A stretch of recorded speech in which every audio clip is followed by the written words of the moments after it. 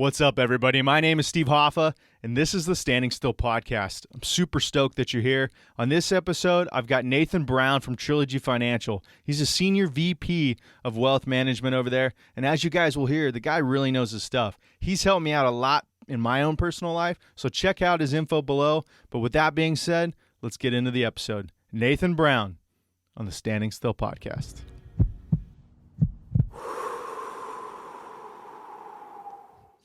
All right, Standing Still Podcast. My name is Steve Hoffa. Super stoked to have you guys with me. Glad that you're here. I've got a real genius on video here today. I'm super excited. This guy's just an absolute stud. Nathan Brown, welcome to the show, man. Thanks for having me. Yeah, good to be here. First show doing it over the internet, long distance, so bear with me, but I think it'll go well. What could go wrong? I know, right? What could go wrong? You definitely have more experience, but no, man, you're a financial advisor, the big FA. Well, first of all, let's start off with how's life? I usually like to start my shows with how's life for you, man? I'm sure, especially the last, couple of years with the pandemic, we'll definitely get into that, but how's life, man? Good. It's changed a lot just really recently. We have, my wife, Bree, and I, we have an adopted son who's about 3.5. So he started preschool in the last couple of months. And my wife, who works in education, went back to work at a physical location. So all of that happened in August, essentially. So the experience of both of us working from home, plus having a 2.5 to 3.5-year-old running around the house, just basically 14 months of tornado chaos to now I drop them off at preschool and come back. And if I'm working, remote from home, it's just dead silent for 10 straight hours. It's sure. So part of that's really good because the productivity level is, way up. And part of it's super weird and different because we had this really special year as a family where it was lunch at the table together every day, all day together, just this kind of family unit, which we got super lucky with the age of our child when all that went down. So things are feeling more normal than they have for a long time. Part of that's good. Part of it seems a little weird and maybe not as good in strange ways. So does that make sense? Yeah, I would say, talking to some of my other friends that have family, that's the biggest thing that, not that I didn't think about, but that so many individuals have dealt with that I haven't. So unless I talk to others, I would have never have guessed, but just the friends that I have that do have families, talking about that transition of, they had such family time. Some of them were definitely ready for their kids to go to school in person for sure. I've definitely heard that side of it, but I can only imagine. I mean, I'm sure you looking back, you'll definitely cherish that time. Yeah, it's the weirdest kind of juxtaposition in my position. I interact with a lot of different types of people from a lot of different backgrounds every single day, just as a result of the business. And so you'd have these really weird days where our family's having this kind of phenomenal year. Our spending's way down. Our time together as a family is way up. I'm driving 12, 14 hours less per week than I had averaged for almost 15 years. And then I get on a meeting with a family whose 60-year-old dad had died of COVID. Wow. So you go from this personal experience of, wow, we're having this incredible year with all this family time. And then I'm 5 minutes later talking to this family's lives have been destroyed. Right. What do you even do with that? That's the weirdest experience I've had professionally. Not even close, Yeah, sure. Well, you already, right? You're the big FA, the financial advisor. And I definitely want to get into kind of how that came about because in society, I think, or at least, our society, it's kind of taboo to talk about money oftentimes, especially with an older generation, I definitely have family and they do well. And it's, you kind of try to ask about it hey, where did you guys go wrong? Where did you guys go right? It's none of your business. There's a lot of that. And so for you to say, okay, well, I'm going to get into a business where all I do is talk about money and especially other people's money and I'm going to help them. how exactly did that come about? And kind of, do you know what I mean? Like, where did Yeah, you, was there a day or when did you kind of figure out like, you know what, I'm actually pretty good at this and I have an interest in this. And I think I'm going to make that my business. You know what I mean? Is other people's money. sure. Um, well, first, you're not wrong in your assessment of kind of the generational differences in the way Yeah. that the level of transparency people have with that particular topic. Yeah. But it's been interesting to notice that my background kind of even informs that. So I grew up in a family, and this is such a big deal. I've realized more so the older I get, and the more clients we work with. But I grew up in a family that is traditionally very good with money, right? So Mm-hmm. we're Midwest transplants. So I was born in Western Wisconsin, lived in Minneapolis, lived in Denver, and then eventually to Southern California as my dad kind of chased a sales management career across the country. Sure. And so we're third generation savers and investors, I would say, my brother and I, right? So starting, with my grandparents who were kind of World War II veterans and or generation and worked in kind of blue collar industries. And my parents were like the first college graduates from their families. My Mm-hmm. dad from a family of five, my mom just has one older brother. And so the result of what that led them to, which was kind of a more corporate style career as opposed to a skilled trade, which you know something about, obviously, Sure. and or what my whole family background is, right, which was Wisconsin farm families and or people who worked for public utility companies, or my grandfather worked in Uniroyal tire factory for 30 years. Wow. My parents end up in these corporate jobs. My mom's working for a bank. My dad's working in sales, coming out of college. And what you find out really quickly when you go into that style of career is nobody's going to take care of you except yourself. Yeah. Even a long time ago, even if there was like a pension plan, which my dad's longtime employer, he worked for Lipton, who owns a bunch of grocery store brands. They had a pension plan, but that was bought out at like the midway point of his career because they realized it didn't financially make sense to have a pension plan anymore for corporate staff and the cost of maintaining it for a company. So the reason Sure. I say all that, which is way too much background information, is that my parents have been investing since they were in their 20s and they're almost 70 years old, right? Mm-hmm. Mm-hmm. So it's part of our family lineage, whether I wanted it to be or not. And believe me, when I was a teenager, I hated it the way they lived, Yeah. right? We never went out to dinner, right? Hmm. I'd have an amazing baseball game, 3 RBIs, all this stuff, and everybody's going out for pizza afterwards, or McDonald's, or whatever thing you think is cool when you're 12 or 13.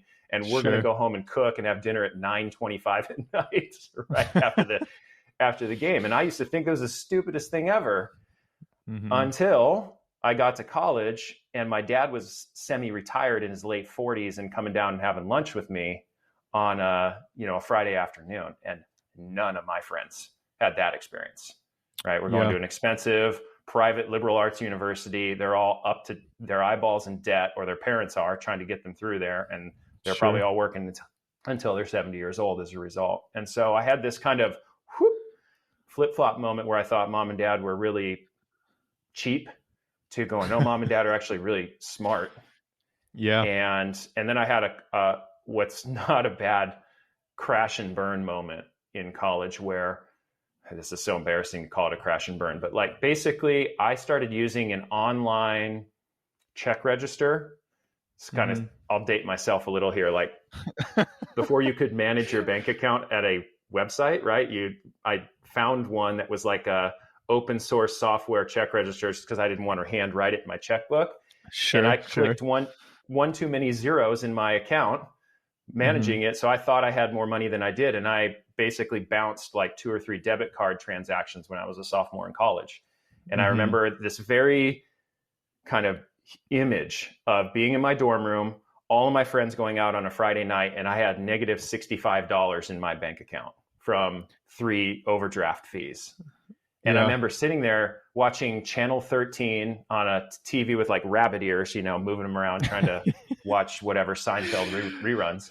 Right. Yeah.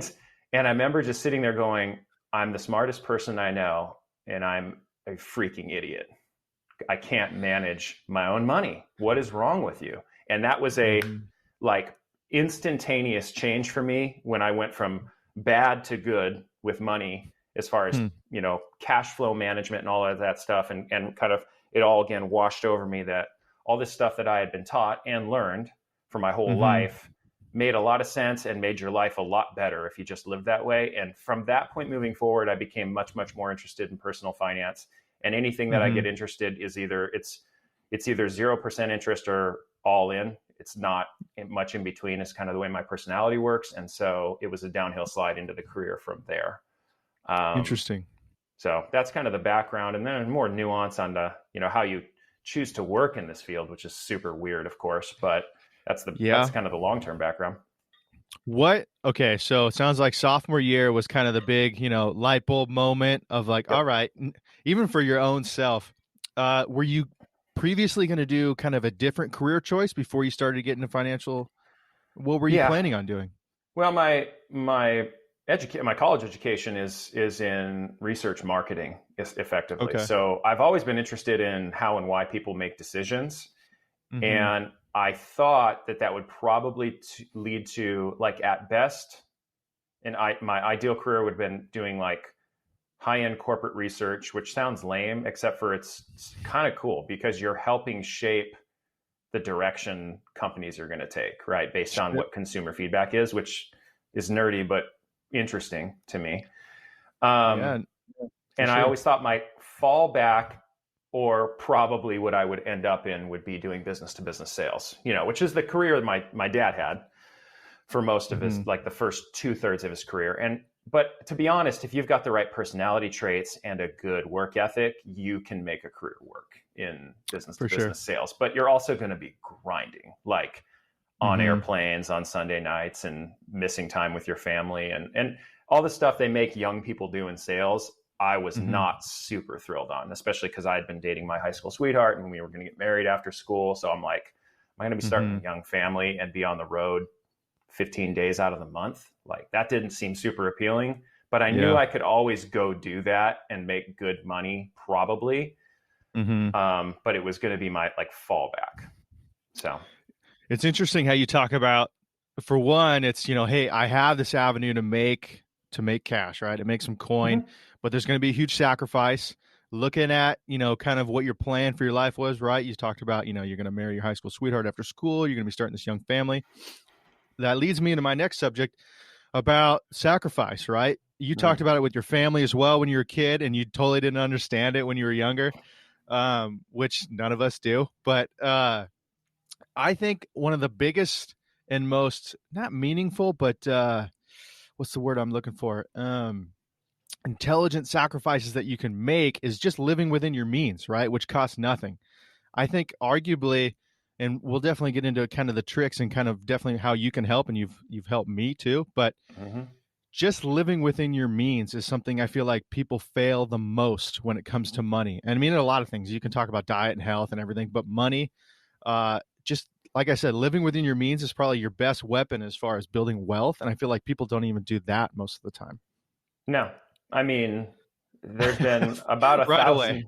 thousand. There's been about 1,000 studies that have been done and redone and done again that show somewhere, depending on the, whatever the pool of people that are being surveyed, like somewhere between 75 and 80% of people are living paycheck to paycheck, regardless of income level. And the way Right. I articulate that to clients when we're having conversations about this stuff is, do you understand what that means? Like, that means that Mm-hmm. 7 or 8 out of 10 people that you work with or know, or that are in your social circles, if they missed one paycheck, could Yeah. not pay the next 15 days worth of bills, Yeah. which is Yeah. it's insane, right? When you say that, but that Yeah. is functionally, and there, everybody that's listening to this, for sure right now, instantaneously there's a feeling, bubbling Yeah. up underneath your right rib bone, right? That, Mm-hmm. oops, yeah, that's actually true, right? So, I remember, yeah, when I first got into the trade, right, I was 21 and it took me a year to get in. I got into this 5-year union electrical apprenticeship. And I remember I was like 2 months in. So I'm the guy, I have no experience. I'm super green. Whenever somebody needs to take the trash out on the construction side, I'm that guy, right? I have no Yep. experience. So I'm doing the worst work on every construction job. And there was a guy that was about 5 or 6 years older than me, skinny white guy, right? So I related. He was a cool guy, right? I relate a lot to that. But he had just turned out, which means he just became a journeyman, wasn't an apprentice anymore. And he like immediately went into being a foreman, right? Which you get the pay raise. Now you're running guys. And I remember looking at that. And then it was, I was like, man, that guy is killing it, dude. I hope to be Oh that. yeah.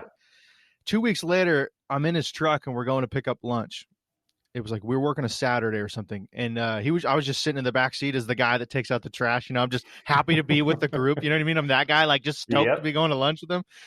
And he's talking. He's like, yeah, man, I don't know how I'm going to make rent. It's going to be tight. And man, me and my girlfriend, we went to Disneyland and we spent like $500 at Disneyland. Man, I don't know how I'm going to make it. And I just remember thinking, Oh. because to me, when you're 21 and the guy's a foreman, it's like, that guy's making all the money, right?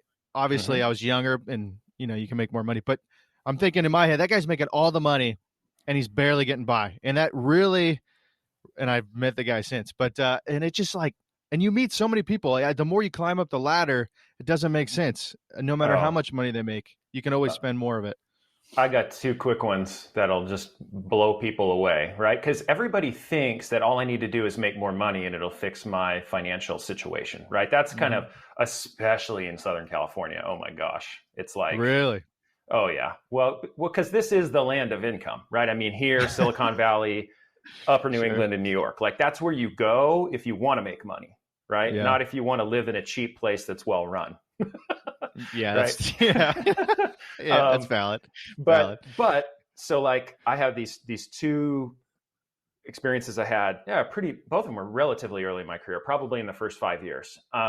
One, I drive all the way out to like the top of the hill to Hunka Canyon, like beautiful hillside house that looks down kind of towards the Palisades and Malibu. And it's one of those houses where you drive up to the gate and you have to, push a button and right. Yeah. Who is this? Like, and then you come in and and all you see is like the roof line of the house, which means the rest of the house is cascading down the hill, looking at the ocean. Right. So right off the bat, you're like, this is like the world that I've never been a part of. Yeah. Right. And so I sit down and I'm having this first interview with this prospective client, and it's a husband and wife. They both owned independent graphic design firms. They worked with basically Hollywood movie industry, and they were like the two leading graphic design companies in that industry. And then they created a power marriage, right? Yeah. Right. So they have the two best companies, and they decide to get married and run these companies kind of collectively. Right, yeah. And I'm reviewing, kind of doing basic financial review. We're talking about what we do, and they're kind of interviewing me. And part of that first conversation, they had some tax questions, and they slid their tax return across the table to me. And they had $2.2 million of income for the previous year's tax return, like net income to their household, which means their business has probably grossed like $5 or $6 or $7 million or whatever for the year. Sure.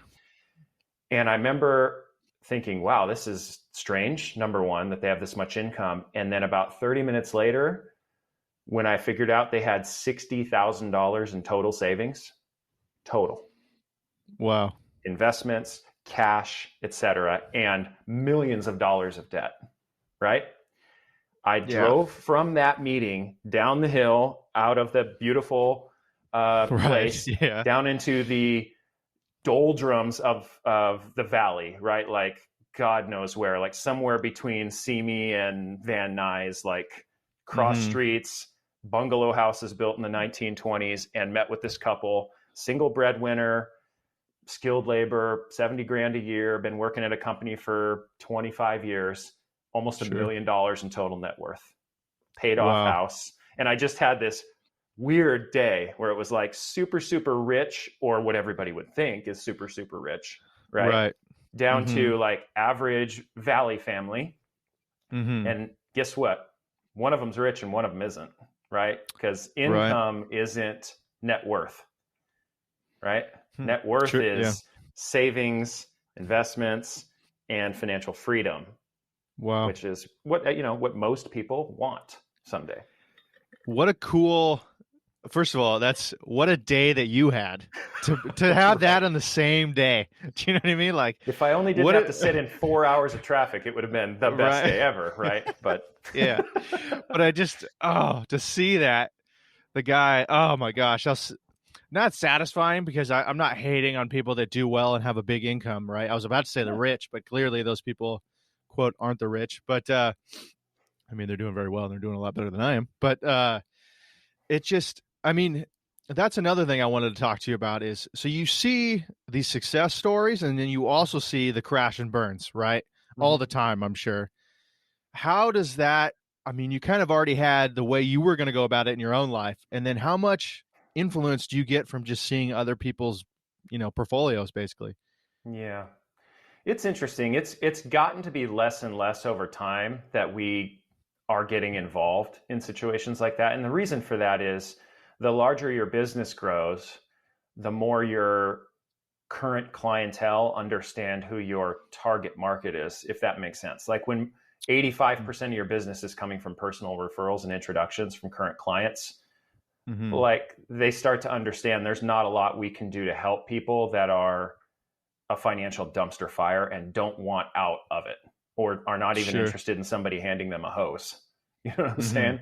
So Yeah. it's like it's been less and less and less over time of the amount of people that we interact with that are in that type of situation, except for I will say that aside from people receiving unexpected money, which is the number one reason we get referred to somebody, right? It's like, Really? my uncle's mom died and he's getting an inheritance and he has no experience investing. Can you help him? Like that's very, very common for us to get referred in a situation like that, Mm-hmm. which makes sense. Yeah. But other than that, the other reason we get referred to people is someone has, you know, slammed against the floor, financially speaking, right? They've hit rock bottom and they've Mm-hmm. decided, I am sick and tired of living my life this way and I need some help to get out of it, right? Mm-hmm. And that scenario is pretty common where it's like, here's all the mistakes I've made and why I'm never going to do them again. And please help me, Yeah. get out of this. So yeah, we see it frequently. We have so many families we work with who have come such a long way in their Mm-hmm. financial lives, and it is flat out inspiring when you just look at the numbers and you go, your net worth was negative 225,000 10 years ago, and today it's a $500,000, right? It's a $750,000 swing Right. over a Right. decade, just based on doing nothing different other than making small incremental decisions over time and being disciplined. That's it, right?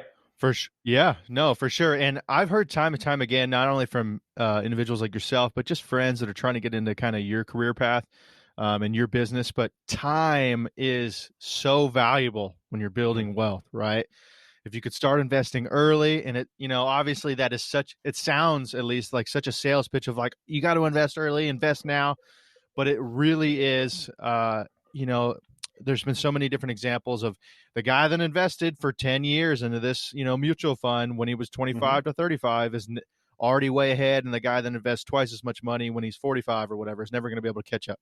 There's so much of that. What do you think? Yeah. How would you describe that to people, right? That are maybe just trying to get in just that value of time? Well, the first thing to always talk about is that nobody has any success in their financial plan without doing, right? Mm-hmm. Theory and talking and watching YouTube videos and listening to financial podcasts and reading online doesn't Mm-hmm. do anything, right? Yeah. Action Yeah. is what creates wealth over time, right? So, Sure. or like my Sure. favorite, like there's this Dave Ramsey rant one time, right? When someone was whining and complaining, called into a show and was talking about, well, like my portfolio, this and that, and the returns stink, and I want to fire my broker and all this other kind of stuff. And he just goes, stop. Mm-hmm. $0 invested in anything has a rate of return of zero. Right. Think about, and what he was encouraging the guy to think about was don't get caught up in the wrong stuff. Head knowledge, data, uh, and kind of past performance of stuff that you didn't own doesn't matter at all. right? Right. Your actions and what you do from this point moving forward makes 95% of the difference. And so when we're talking about time, right? Mm-hmm. Getting back to your question, there is no time to wait for anybody, right? The sooner Mm-hmm. you put the foot down on the gas pedal, the less hard you have to press it for the rest of your life, right? So if you get started when you're 22, 23, 24, graduated from college, open up your Roth IRA, you do all the kind of basic stuff that if you Google personal finance, what should I do in my 20s? Sure. Those things, yeah, if you do those things and start them early when you're in your 40s and in your 50s, if you're not already financially independent by that point, you're going to be in such an easygoing situation compared to the average person we get referred to who's in their early 50s and sweating and panicking and worried because they don't have that time left. And you can't make catastrophic mistakes in your 50s and 60s because you can't recover from them, right? Sure. So you have to start creating action immediately, regardless of age. And of course, the younger you are, the easier it is because, you know, time value of money and law of large numbers and all the stuff that everybody's familiar with, but never does anything with. It's just like, whatever, living in a calorie deficit, right? Sure. It's like, we all know, like, if you lift weights and burn calories and do good cardio and live in a calorie deficit, guess what? You're going to lose some weight. Right. How many people actually take action on that? You know, sure. It's not easy, but it's necessary. For sure. You mentioned Dave Ramsey, right? My parents are huge Dave Ramsey fanatics. My mom listens to her podcast. My dad always jokes that that's her hall pass. I've heard that joke way too many times at this point, but which obviously if you guys haven't heard of him, he's a financial advisor. He's probably one of the biggest, if not the biggest, but the most famous. I've read his book, but he's very big on no debt. Debt is bad, right? Cash is king.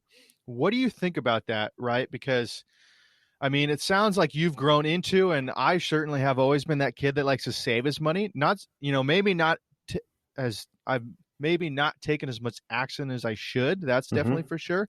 But I have been a good saver, right? And just living within my means. So I have been able, me personally, I've been able to stay out of debt. Granted, I'm not a homeowner right now, but what are your thoughts on that, right? Cash versus, building your credit score and I mean, I've had at least 5,000 people tell me just start buying small stuff and building your credit score, stuff like that. I don't have a credit card. There's not a lot of black and white answers in finance. You know what I'm saying? Sure. So you always got to understand, like, who's the messenger delivering and what is their target audience. So someone like Dave Ramsey, and we've been working with his organization for 14 years. So like, we're a fan, like, so to speak. Sure.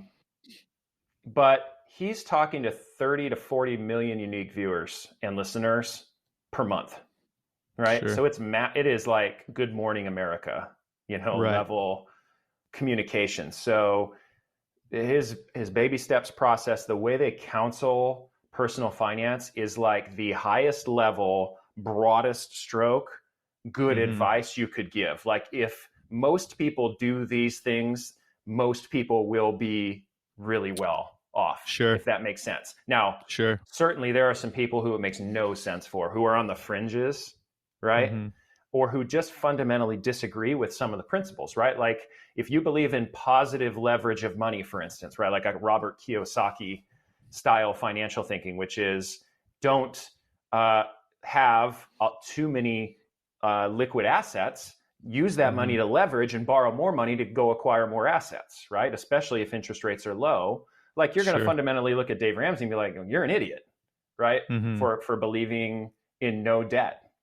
So it's not that there's right or wrong, but there are future versions of yourself that you will end up in depending on short-term decisions you make, right? So when it comes to things like the primary items people go into debt for, automobiles, education, and real estate, right? Those are the only things that may make sense to borrow on. Credit cards basically means you're more or less like a toddler in Target, right?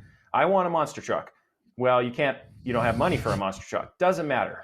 I want it anyways, right? So that's what credit cards are that, except for if you have an emergency and don't have any savings, which, going back to our earlier conversation, is how a lot of people get into debt, of course, to begin with. And then it becomes hard to dig yourself out, right? Because you can't afford to pay your bills. Plus now you have this new debt payment on top. So it just is this kind of runaway train. But so credit cards, I just kind of think they're kind of silly for the purposes of borrowing money. If you want to use credit cards because they make things convenient and they're safe to shop online and all that stuff, more power to you. I don't care. Sure. But borrowing money for cars, education, and real estate, much more common, probably much more even positively looked at. So I would say, number one, the average student loan isn't paid off until somebody's in their mid-40s now today. Ouch. Right?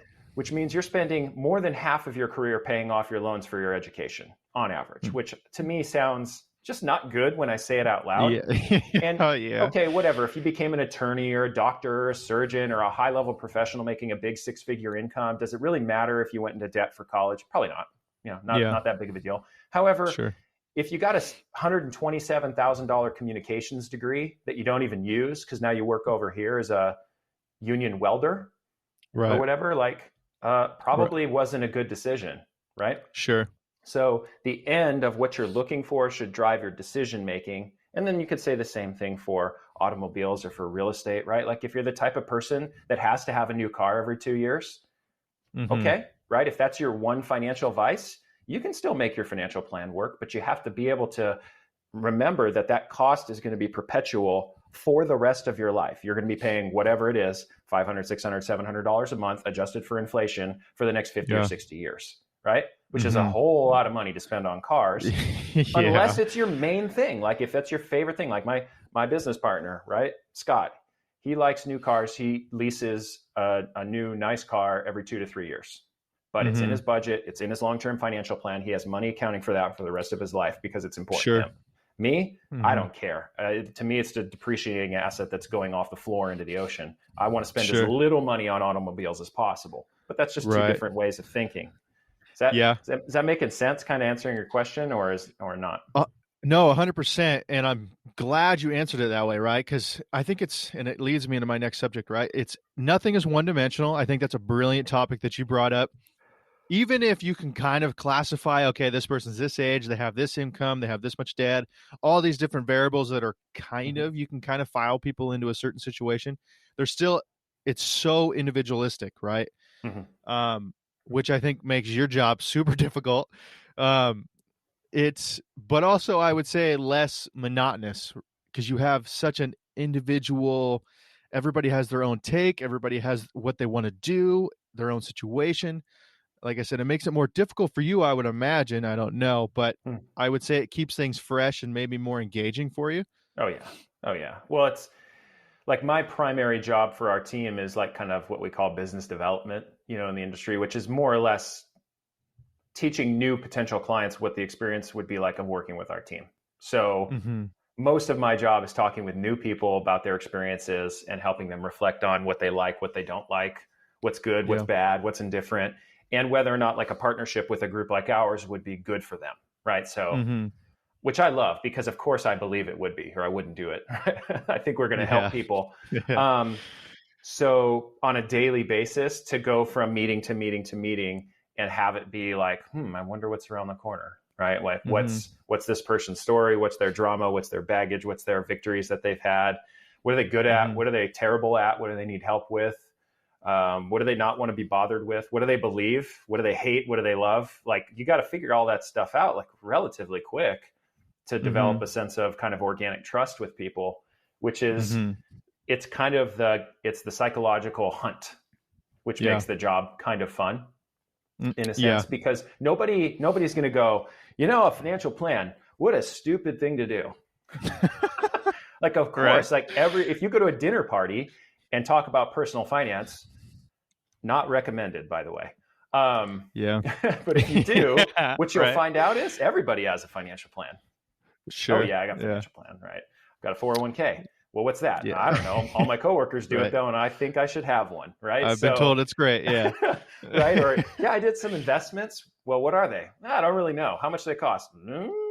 Right? All the kind of structural stuff that you would never do in any other area of your life is what happens in personal finance. So for us, kind of that discovery process of what is this person's identity as it relates to money? And I talk about, goals. Goals is a big topic, right? For Sure. self-help and personal finance and self-help are like colliding all over the place, right? Like Sure. worst of Yeah. all on Instagram, where there's like influencer personal finance girls and guys Yeah. that are like, I lift weights and talk about personal finance. Yeah. Right. It's like, Yeah. okay, but Yeah, for sure. but what you where you go and what you figure out is that priorities are much more important than goals. And it sounds like the same thing, but it's not, right? Like the way I've always defined priorities, or at least over the last like 4 or 5 years working with our clients, is your priorities are the difference between who you are today and who you want to be someday. And the tension that exists between those two people, and how you make your decisions in that tension reveals your priorities. So you can have goals till you're blue in the face.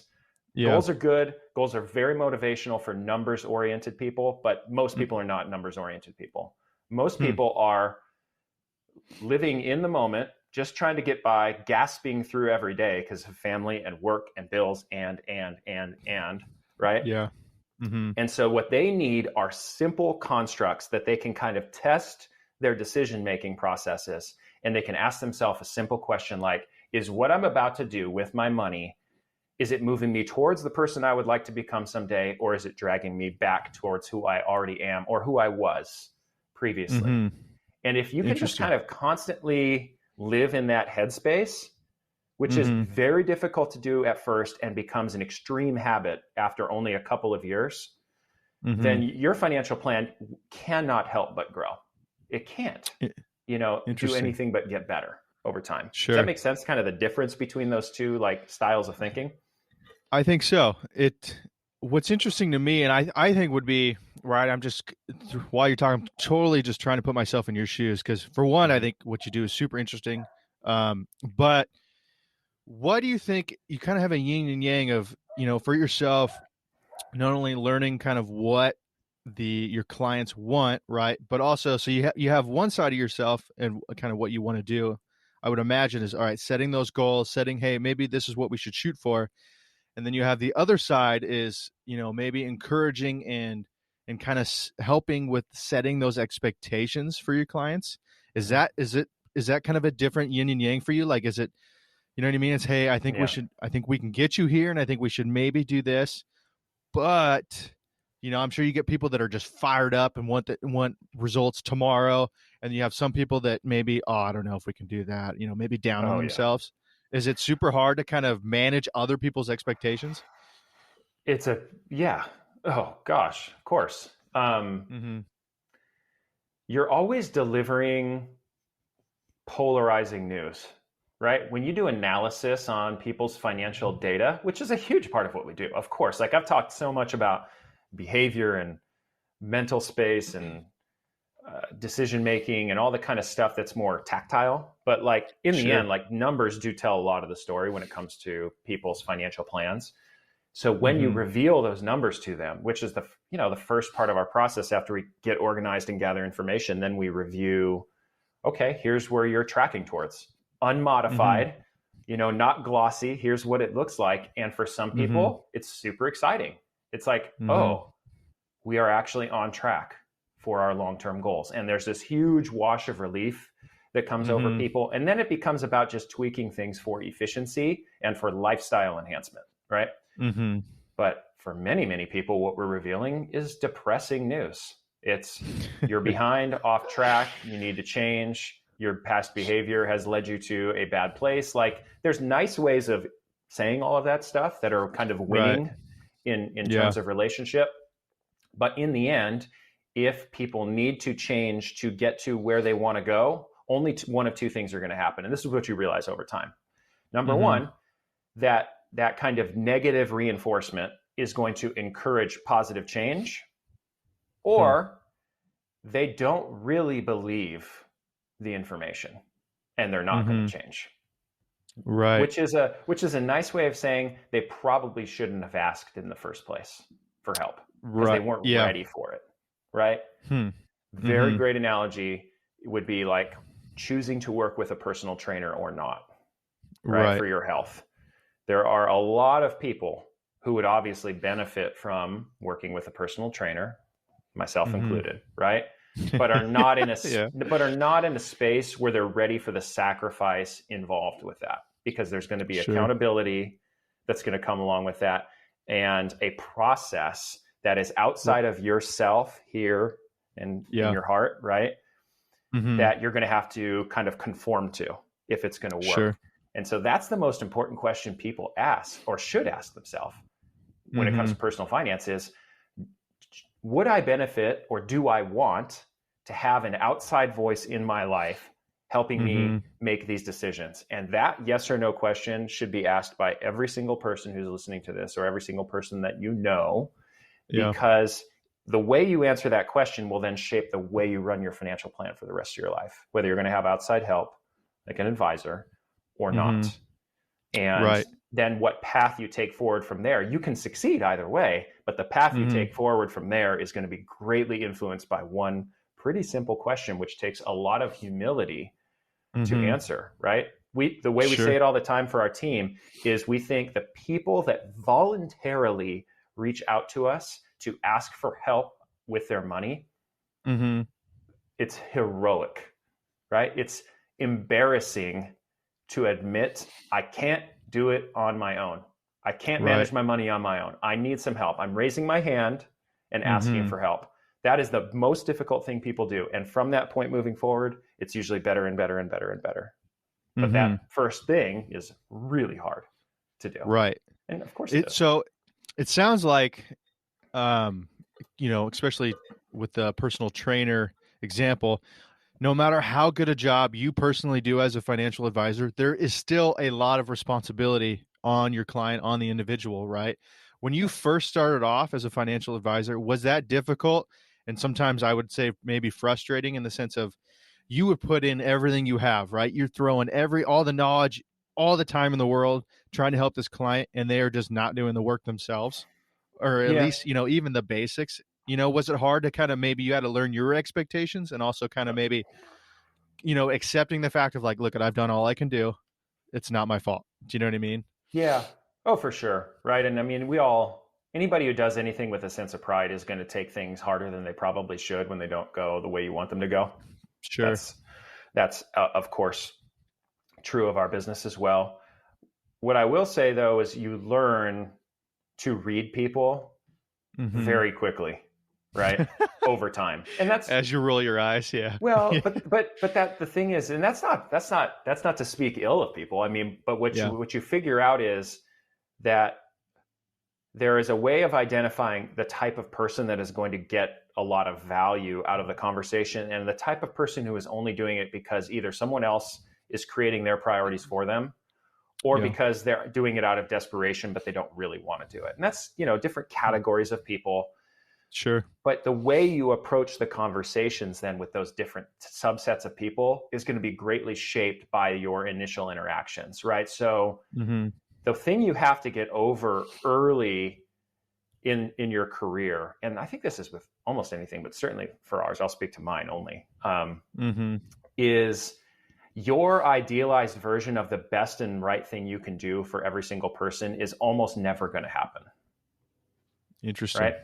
So like, Okay. if I was in your shoes, what I would do is a Yeah. good way of delivering information, because it's a very kind of non-threatening conversation, and then people get to make their own decision based on your opinions and the data and the evidence of what you're presenting to them.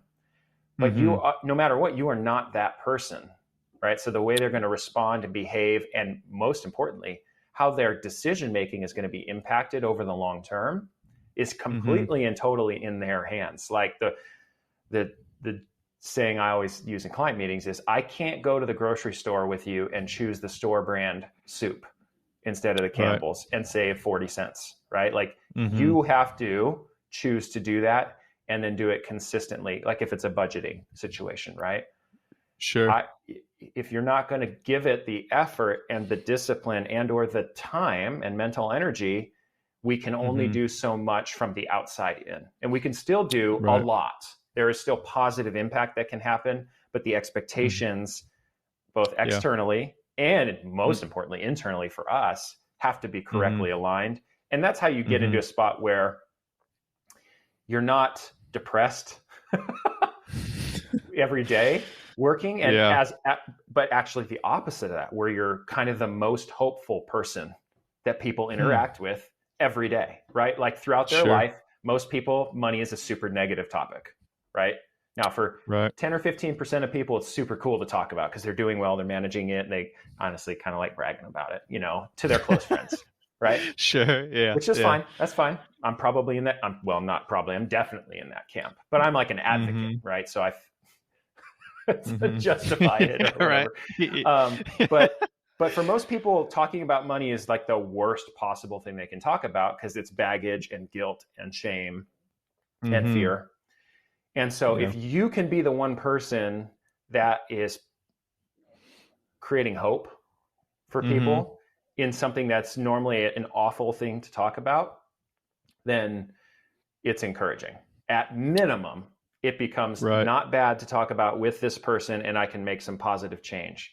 And at best, you can be the spark that lights the fire that changes their life, which of course, when that happens, it's like crack. I mean, it's just, the most amazing feeling that you can have. Yeah, that progress is addicting for sure.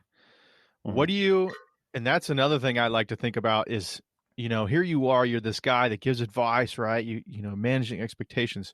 When you are off work, when it's either family time, social settings, how difficult that is to turn it off and to also, maybe do people think, I don't want to talk about, he's always going to judge me or anything like that. Was that something you had to deal with? Kind of that, you either had to just totally turn it off. And I'm sure there's definitely that for, family time, which I think that's with anybody with work. But just social settings, right? Where if money does come up and it's like, oh, well, here's the big financial guy coming in to, lean in on this. Was there a lot of prejudgment with that and stuff like that? Yeah. Yeah. It's a spectrum for sure. Like you learn how to cope over time, and you also build systems and processes to help with that. Like, anybody who's interacted with me professionally knows you never get an email back from me after about 5:30, 5:45 p.m., no matter what. And that's because my email is turned off on my phone, like literally off. So I don't get notifications, and my laptop gets closed at those times. So like there are certain like boundaries you just have to draw because people will want your time at all times. And why wouldn't they, right? You've offered it. You're working with them as a consultant. Sure. So there's that side of it where you just have to create like hard boundaries. Otherwise it will take over. The more successful and busy you become, the more it'll take over your life, of course, not unlike anything else. But then the more casual side of that is as your reputation grows and people begin to start knowing you as, oh, that's right, that dweeb we knew, when he was 21 or 22 is still talking about that stupid stuff, right? And actually they're doing really well. Maybe I should go ask him about my 401k, at the dinner party, right? Which definitely happens. And it's great when it does. I'm not going to downplay it, but here's the thing is a good financial planner is not someone who does financial planning or does investing. It's someone who is a financial planner or an investor. Notice the difference between the way I said those, right? It's not something you do, it's something you are. And so you can't turn that off because it's ingrained in your personhood, so to speak. And so, it's funny because Brie that's my wife, she'll like look at me from across the room and she'll be like, oh my God, like you're doing it right now. We're here at this party and you are down in 17 layers deep with somebody about their 401k plan. But I can't help it because I actually am genuinely interested in that thing going well for that person. And once we reach the limit of where like opinions are starting to drift into professional advice, which there's a fine line between, I mean, financial opinions are a dime a dozen, right? Yeah. Mm-hmm. Financial advice should come with actual time and discipline and consulting and information and all the stuff we would do. Like when I feel it's drifting into this person is now going to consider implementing ideas based on this conversation we're having Mm-hmm. 2 whiskeys deep at a Yeah.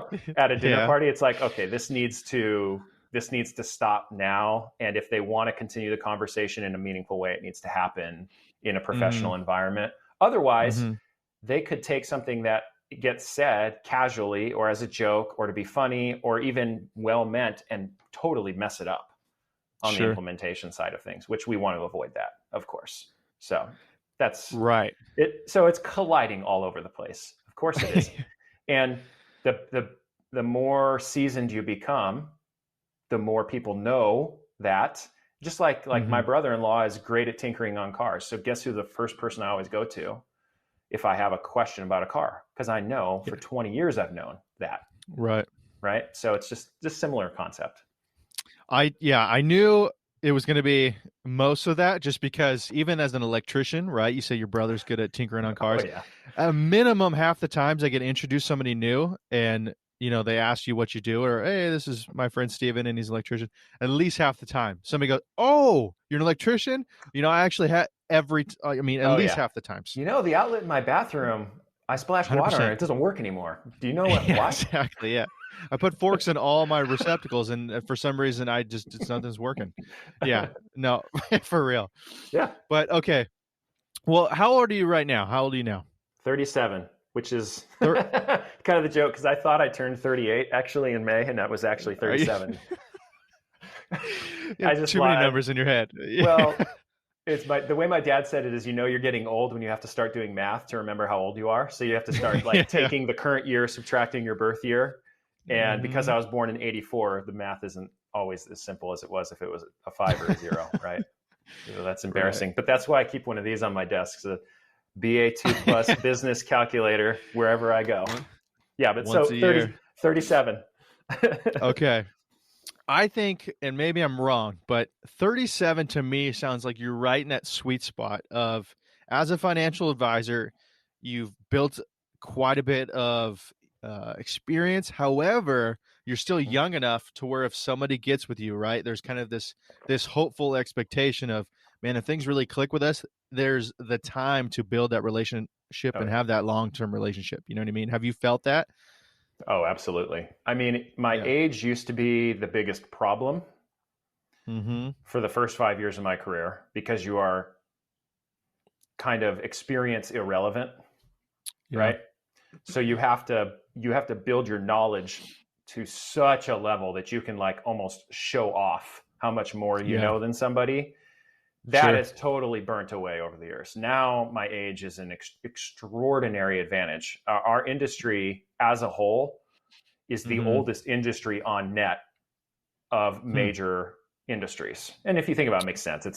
It's money. Baby boomers were the first generation that had to save for themselves. So most of their Mm-hmm. advisors are their age. And most of them are really, really good at financial planning and really, really bad at managing a business. So they have no succession plan for their business at all.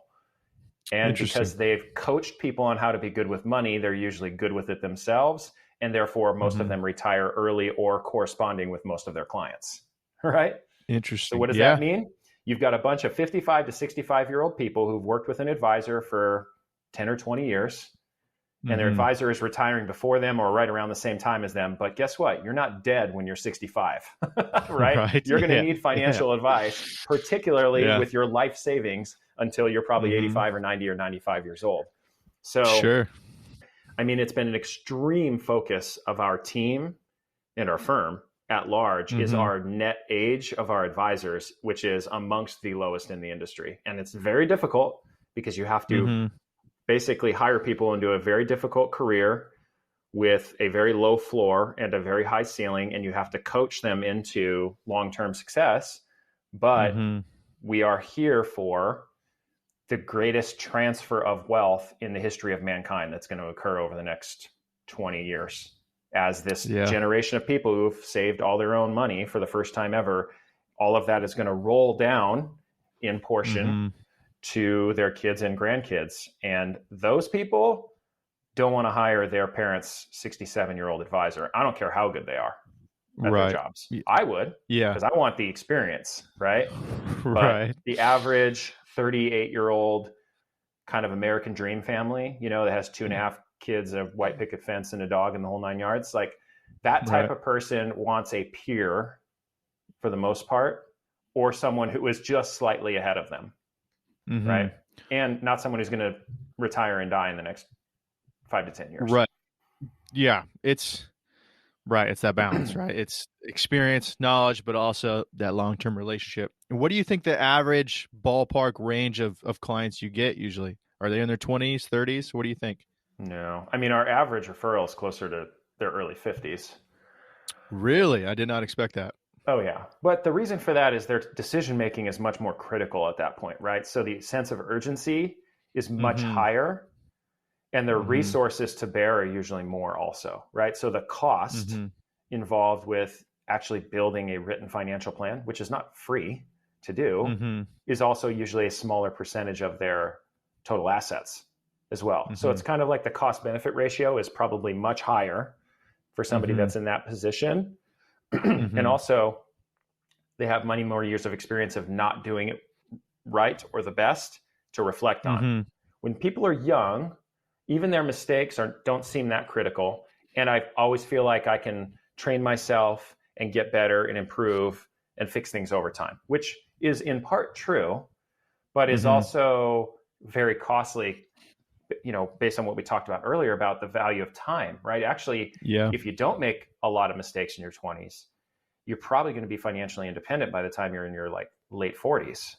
But if you goof around for 10 years and get into your 30s before you really buckle down in your finances, you're going to work till 60 like everybody else. That's the way it goes, into your 60s. So that's where I think what the perspective is, I mean, in theory, it'd be amazing to have a bunch of young, emerging, affluent clients. And certainly we get some of those, right? But that generation, of which I am a part of, is also an extreme know-it-all generation, right? Because we have the internet, we know how to use the internet, and I can research and YouTube and read and figure anything out on my own, which is not untrue, but you have to have the discipline to not just do it once, but to do it over and over and over and over again for the rest of your life when it comes to your financial plan. It's not like I got really into doing low and slow barbecue over quarantine. We had a bunch of time on our hands, right? Great analogy. Yeah. So I YouTubed the living what out of that. And I've gotten pretty good at it with practice and all that. But that's like a technique skill that can be learned. It's not a lifelong discipline, right? Which having a financial plan is. So the kind of the most common people we get referred to, I'd say, is mid-career plus to retirement transition, which are for sure the people we do the best work for, because they're making huge decisions that are absolutely critical to get right.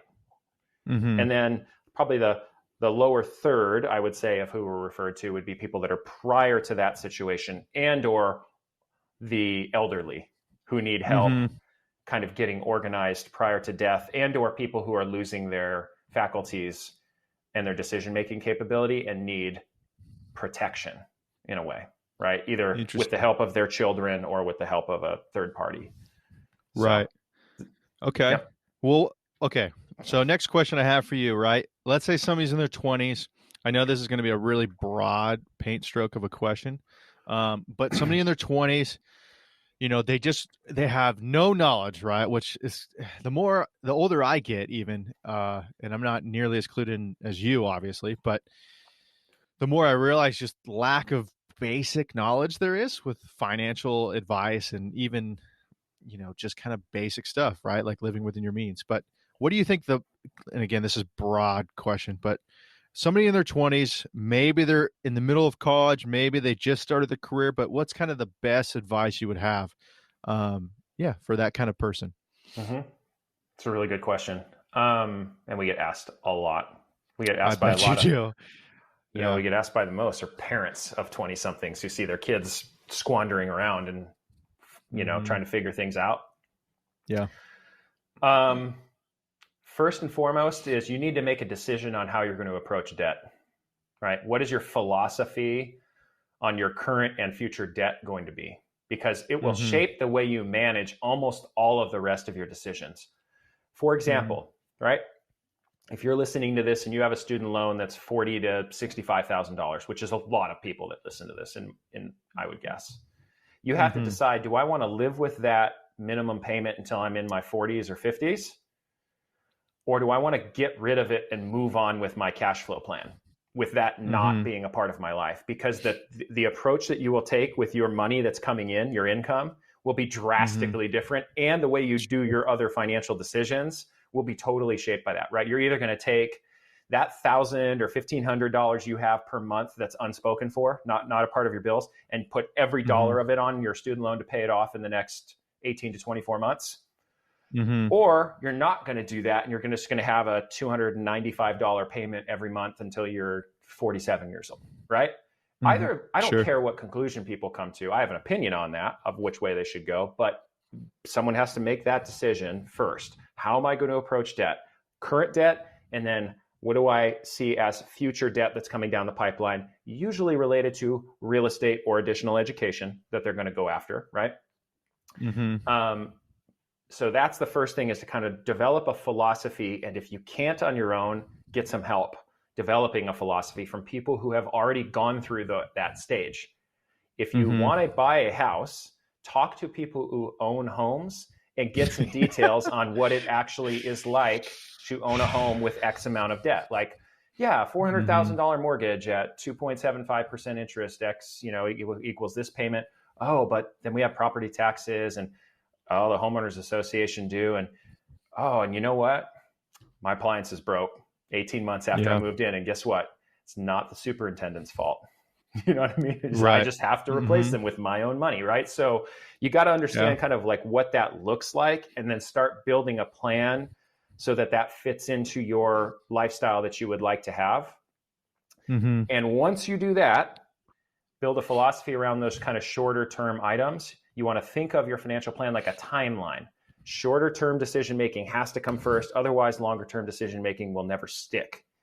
Because should someone in their 20s be saving at least 10% of their income, gross income before taxes, for retirement? Absolutely. Absolutely, they should. If they do that, their retirement is going to be on track, period, exclamation point, right?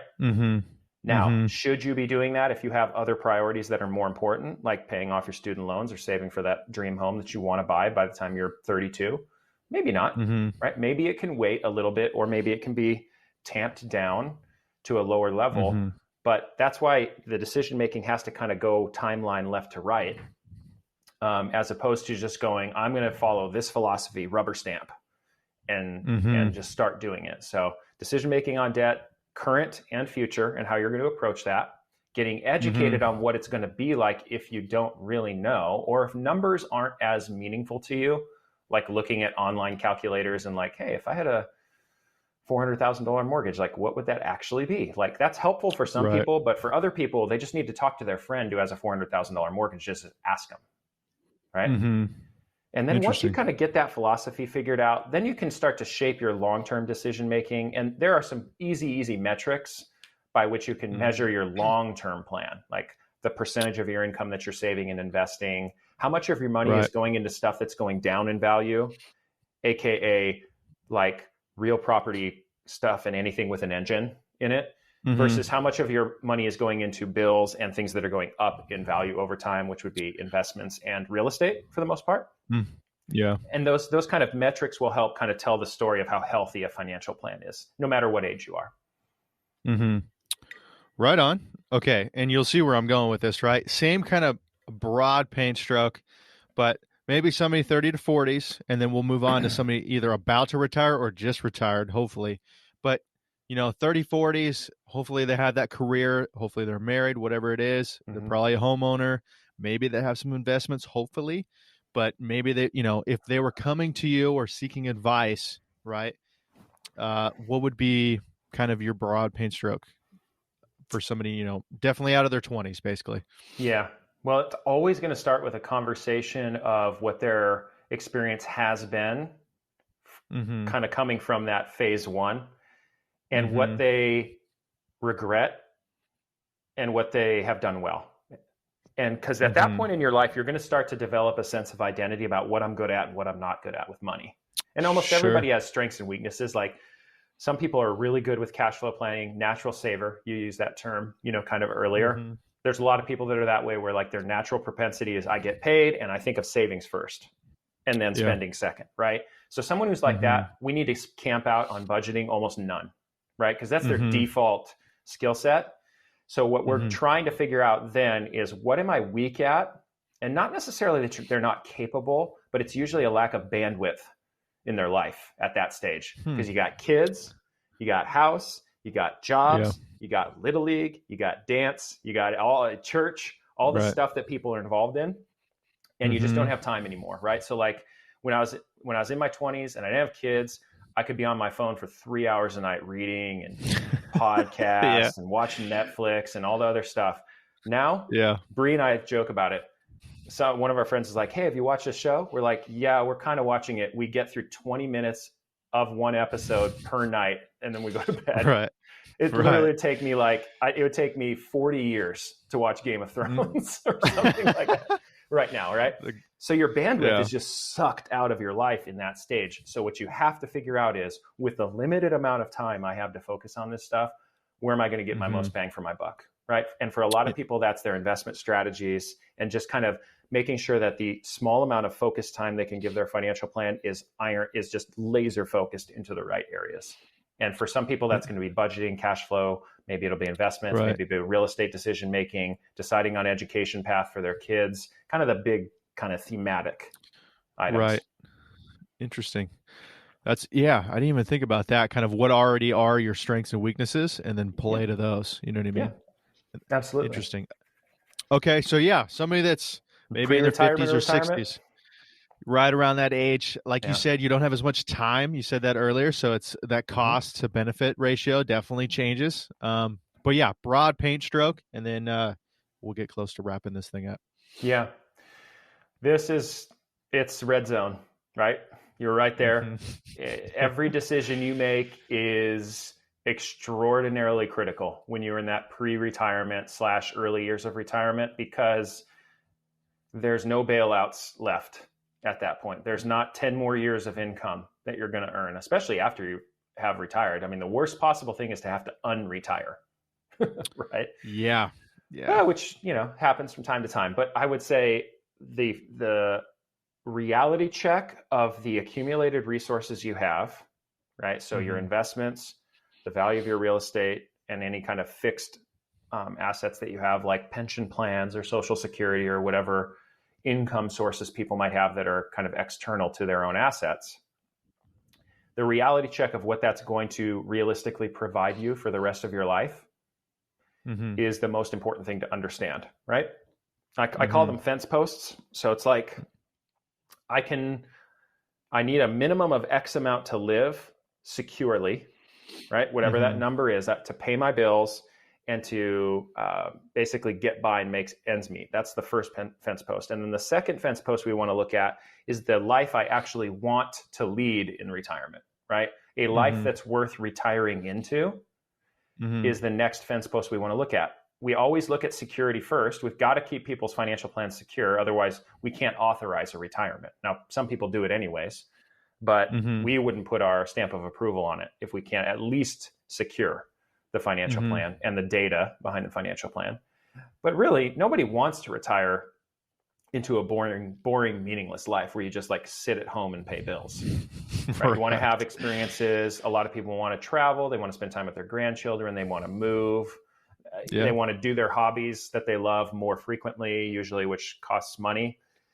And so figuring out, and this is so hard to do before you've actually retired, you've got to try to figure out what is it going to feel like to be retired when you have 6 Saturdays and 1 Sunday, right? Right. Yeah.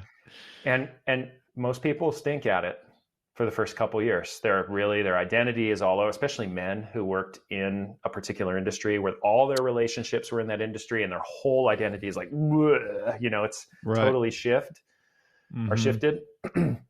So just being very mindful of that you don't know what you're doing, having a ton of grace and permission for yourself to kind of figure it out. And then by that second or third year into retirement, it should be the greatest part of your life. If you still Right. have some youth, because nobody's telling you what to do with your time, right? Mm-hmm. You've got enough resources to take care of yourself. And you've hopefully developed a rhythm within your identity of who your new self is going to be for the next, whatever it is, 20 to 30 years, hopefully for most people. And that's just, Sure. there's nothing like that. My one client he was an executive for a big insurance company for a lot of years, which is, meaning basically made a lot of really tough decisions related to personnel and hiring and firing and just all kinds of high pressure stuff. I said, what's the best part about being retired? After he was retired for a couple of years, he said, Tuesday morning, 10:30 a.m., Orange County Register. Right? Nowhere to be, no responsibility, just reading the news, right. Coffee at the table, and that's it. Right? No big decisions to make. So that part, that really hit me because it wasn't about, we went to France for 3 weeks and stayed in a villa. Right. I've been to France. It's cool, right? Like you want to go to a villa, it's fine by me. We can make that plan. But really what it is about is contentment. Yeah. Right? Yeah. And so what you'll notice that thread, sorry, go ahead. I'm sorry. That thread throughout all of those phases of life that we talked about is finding contentment in where you're at and then building a plan towards where that contentment is going to stay in place throughout your life. Well, right on, man. Quick, fun question. As a financial advisor, right? For me, it's motorcycles and watches and stuff, but what do you splurge on? What do you like to just, obviously you're a family man. I know it definitely changes when you're a family man, but if there's two ways I'll answer that question, the stuff that I probably personally, and then kind of the way our family approaches it, excuse me. Personally, I mean, I've been a musician for a long time. So like particularly, I mostly play drums now. And all that stuff is expensive. You know what I mean? Yeah. Anything. And plus you hit it with sticks and so it naturally breaks over time. So it's like probably the worst hobby ever to get into in that regard. Cause you just you buy it, it's awesome. And then you hit it literally on purpose and it breaks. So anything related to that. And of course, the more your income goes up, the more you level up into, now I can buy. Oh, for sure. I can buy a more expensive watch. Right? Or snare in my case, or, cymbal or whatever. So that kind of stuff is very easy to get out of control on, but it's those things where you got to have those small permissions, especially to reward yourself for milestones that you've reached that were, goals that you set for yourself. So that's kind of the personal side. And then as a family, for sure, experiences like anything travel related.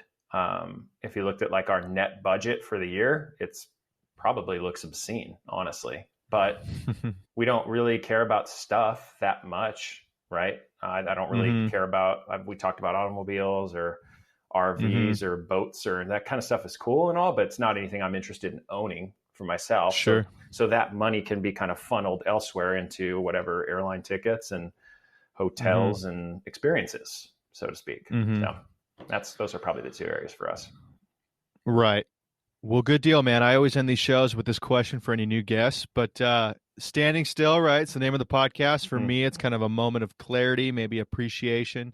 Sometimes, you may have a moment or just kind of what it means. But for you, what do you think standing still means to you, man? Or do you have a memory, do you think? Yeah, I was thinking about this because I knew you asked that question, having listened to prior episodes. To me, it's about having enough automation in your life that you're not worrying about your long-term future, which allows you to live in the present moment very actively, mentally, psychologically, emotionally. And so for someone like myself, that was like a self-professed knucklehead, more or less, with money. One of the things that wasn't going to change. That's actually who I am. So what had to happen for me was build infrastructure around my personality to guarantee my own future long-term security and success so that I don't have to think about it almost at all. Mm-hmm. And so to kind of reflect back on the conversation we've had today and to kind of answer your question, like Bree and I spend less than 2 hours per year on our financial plan personally. That's right? what's up. Mm-hmm. And the reason for that is we're not worried about where it's headed because we've put in place automated investing, savings, paying off of the house, college for Fletcher, like all the stuff that's really critical. There's absolutely no chance it won't happen as long as we leave that automation alone. So everything else that's left, whether it's money, time, experience, conversations, it's all here and now.